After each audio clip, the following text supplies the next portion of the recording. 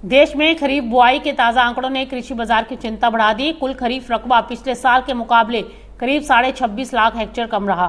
धान, दलहन, कपास और मोटे अनाज की बुआई में गिरावट से आने वाले दिनों में एग्रीकल्चर कमोडिटीज की कीमतों को सपोर्ट मिल सकता है। कृषि मंत्रालय के ताजा आंकड़े कहते हैं कि देश में खरीफ फसलों की कुल बुआई 894,22,000 हेक्टेयर तक पहुंच गई और पिछले साल इसी अवधि में यह आंकड़ा 920,72,000 हेक्टेयर था। यानी इस बार कुल खरीफ रकबा 26.5 लाख हेक्टेयर कम है।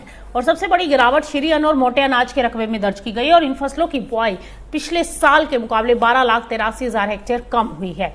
इसके बाद धान का रकबा 6,89,000 हेक्टेयर और कुल दलहन का रकबा 6,41,000 हेक्टेयर घट गया है। वहीं कपास की बुआई में भी कमी आई है। कपास का रकबा पिछले साल के मुकाबले 2,52,000 हेक्टेयर कम रहा। दलहन फसलों में अरहर, मूंग और मोठ के रकबे में भी गिरावट देखने को मिली है। हालांकि उड़द की बुआई में पॉजिटिव रुझान रहा और इसका रकबा करीब 2,03,000 हेक्टेयर बढ़ा है। दूसरी ओर तिलहन क्षेत्र से राहत की खबर है। कुल तिलहन का रकबा पिछले साल के मुकाबले 1,19,000 हेक्टेयर बढ़ा।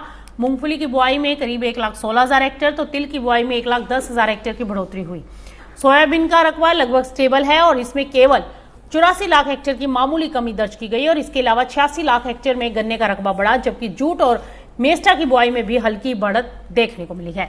तो कुल मिलाकर खरीफ बुआई की तस्वीर मिली जुली है। तिलहन और कुछ फसलों में रकबा बढ़ा है, लेकिन धान, दलहन, कपास और मोटे अनाज की कम बुआई बाजार के लिए अहम संकेत है और अगर आगे मौसम अनुकूल नहीं रहा तो उत्पादन और सप्लाई को लेकर चिंता बढ़ सकती है और कृषि जिंसों की कीमतों को सपोर्ट मिल सकता है।